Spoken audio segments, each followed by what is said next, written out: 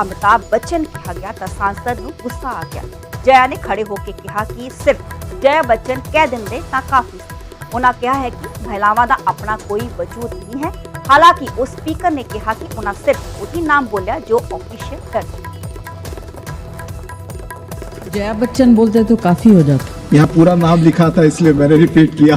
ये जो है कुछ नया तरीका निकला है कि महिलाएं जो है अपने पति के नाम से जानी जाएंगी, उनका कोई अस्तित्व नहीं है। चूंकि यहाँ नाम दर्ज है नहीं सर, इसलिए मैंने कहा उनकी कोई उपलब्धि नहीं है अपने में और अस्तित्व नहीं है। बड़ी विशिष्ट तो ये जो है नया शुरू हुआ है, आई जस्ट सर, ये बहुत सालों बाद मैं इस तरह के डिस्कशन को देख रही हूँ। मुझे याद है जब निर्भया कांड हुआ था, उस व्यथा को मैं आज भी नहीं भूल सकती हूँ सर। More than the व्यथा, the insult that a woman faced at that time.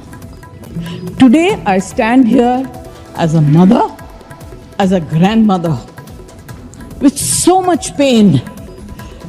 आज हम लोग सब लोग, ना वो ना ये किसी ने भी सिर्फ बच्चों को श्रद्धांजलि दी, उनके परिवार के बारे में कुछ नहीं कहा।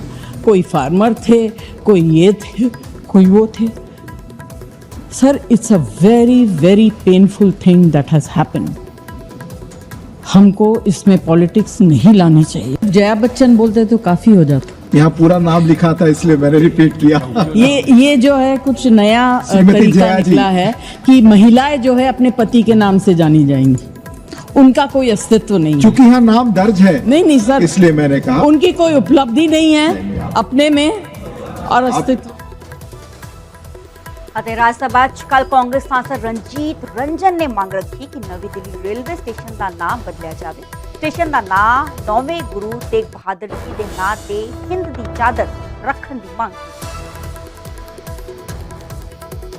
की। जी, मैं आपके माध्यम से सरकार से न्यू दिल्ली रेलवे स्टेशन को हिंदी चादर, श्री गुरु तेग बहादुर जी जो सिखों के 9वें गुरु थे, उनके नाम से करने का आग्रह करती हूँ। पुरी साहब भी बैठे हैं, अच्छी तरह से हिस्ट्री को जानते हैं, और न्यू दिल्ली रेलवे स्टेशन का नाम ही हिंदी चादर गुरु तेग बहादुर जी के नाम पर इसलिए होना चाहिए क्योंकि उनकी शहीदी ही पुरानी दिल्ली शीशगंज गुरुद्वारा साहब चांदनी चौक में हुई।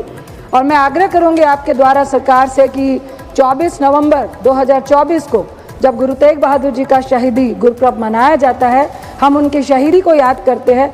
उस वक्त अगर सरकार चाहे तो न्यू दिल्ली रेलवे स्टेशन का नाम की घोषणा हिंदी चादर गुरु तेग बहादुर जी के नाम कर सकती है, क्योंकि जिन्होंने धर्म की रक्षा के लिए औरंगजेब से लोहा लिया था, और माना जाता है कि दुनिया में मानव अधिकारों के लिए पहली शहादत अगर किसी ने दी थी तो उनका नाम श्री गुरु तेग बहादुर साहब था।